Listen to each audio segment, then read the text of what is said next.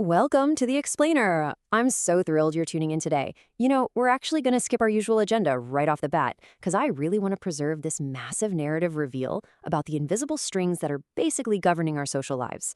Honestly, you're going to look at your entire world and the people in it totally differently after this. Let's get right into it. Let me ask you a pretty personal question right out of the gate. Why are you friends with the people you're friends with? Now, seriously, think about your inner circle for a second.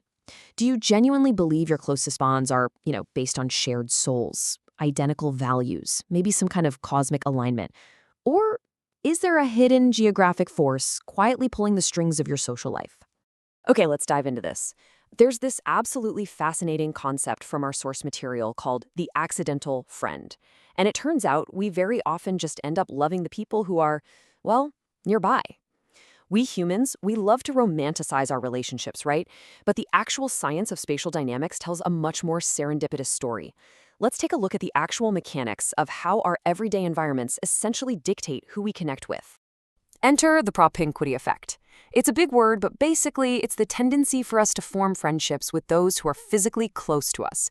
And here's the absolute kicker. This geographic closeness, it often completely outweighs shared values or interests. It's crazy to think about, but physical closeness is arguably the primary architect of our social networks. So in a lot of ways, your geography, literally, is your social destiny. Let me actually prove this to you with one of the most famous examples in environmental psychology. It's the MIT Westgate housing study. So, back in the 1950s, a psychologist named Leon Festinger led this research tracking married students living in a brand new MIT apartment complex.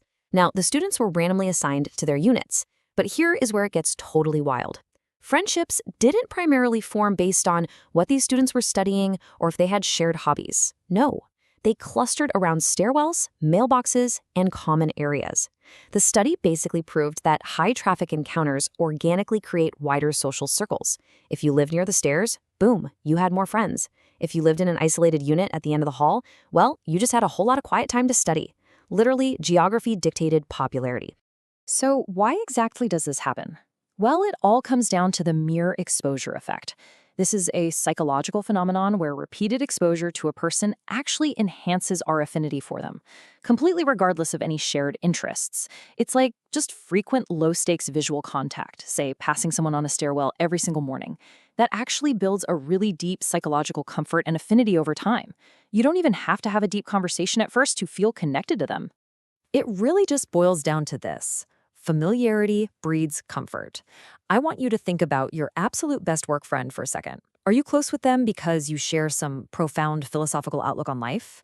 Or is it simply because your desks happen to be 5 feet apart and they always know where the good break room snacks are? Honestly, if they were assigned to a different floor on day one, would you still be friends today? The science suggests probably not. No way. What's super interesting here is how we can actually categorize the various spaces we inhabit based on how they control these daily exposures. We basically have sociopadal spaces and sociofugal spaces. Sociopadal spaces, they're actively designed to pull people together and facilitate interaction. Think of a big communal dining table or circular seating around a fire pit. But then look at sociofugal spaces. These are intentionally designed to push people apart and actively reduce social interaction. Think about those divided benches at an airport waiting room where everyone sits back to back, ignoring each other.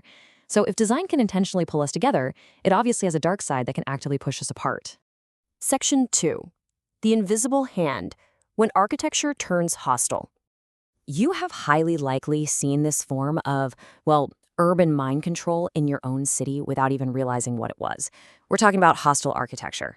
Things like benches with evenly spaced metal armrests, which, look like helpful armrests, but they're actually just there to stop people from lying down. Or spiked window ledges specifically placed to deter sitting. Sloped bus stop benches where you can really only lean, not actually rest. Fenced overheating vents. The research shows that these designs are intentionally used to deter vulnerable populations, especially the unhoused, and actively limit public gathering. It's a very stealthy way the physical environment dictates exactly who gets to belong and who gets to rest in our cities. Our sources actually provide a really powerful quote on this. Architectural design and urban planning are never neutral. They're an extension of policy and power. That hits hard, right? These design choices act as a silent policy. Without a single spoken word, the built environment can quietly, impartially enforce privilege and segregation. It completely dictates who feels comfortable and who feels excluded in public spaces. Section 3. Mapping your social city, navigating the urban jungle. So how exactly do we navigate all of this? Well, urban theorist Kevin Lynch outlined 5 key elements we use to cognitively organize our environments. He says we mentally map our cities using pads, like our everyday sidewalks and streets; edges, which are real or perceived boundaries, like walls or shorelines; districts, which serve as medium to large identifying areas; nodes, acting as focal points or major intersections; and finally, landmarks, those unique, memorable points of reference. We use these mental maps constantly to navigate the urban jungle and seek out those social hubs where chance encounters, the ones that actually lead to friendship, can happen. And honestly, the absolute most important node in any social map is what's called the third place.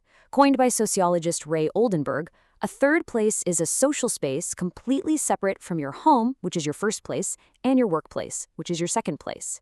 Third places foster this broad, creative, lighthearted interaction. They're truly the ultimate antidote to loneliness and social polarization, mostly because they are the exact spots where that propinquity effect we talked about earlier is allowed to thrive. Historically speaking, humanity has basically always relied on specific geographic nodes to foster this kind of serendipitous community bonding. Think back to ancient Greece. It was the agora, this massive public square for diverse interactions. Jump to the 17th century, and you've got English coffeehouses acting as penny universities for open democratic debate. Then in 1989, Ray Oldenburg officially coins the term third place. And in the present day, it's our local cafes, public parks, and co-working spaces serving as modern community anchors. We just have this fundamental human need for these spaces to organically connect with one another.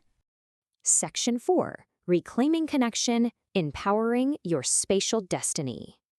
So, to fight back against all this isolation, we can look to something called Affordance Theory, which was proposed by psychologist James J. Gibson. It suggests that the environment literally offers possibilities for action. This means spaces can be actively designed to afford or encourage social interaction and overall well-being. And this brilliantly illustrates how a city isn't just a bunch of cold concrete. It's a living, breathing canvas of social affordances. We can actually reclaim these spaces ourselves using something called tactical urbanism. Here's some totally actionable guerrilla architecture tactics you can see happening in communities right now. First up, creating pop-up parks in empty lots, just to invite spontaneous gathering.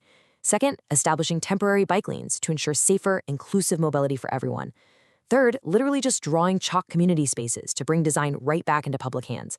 And fourth, redesigning overlooked, neglected areas into vibrant community gardens or art spaces. These tactics empower everyday people to actively shape their neighborhood's social affordances, creating brand new nodes for those accidental friendships to spark. Because here's the thing, once you see how geography shapes your life, you can actually start rewriting your own spatial destiny.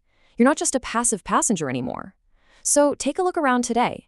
Is your neighborhood designed for connection or isolation?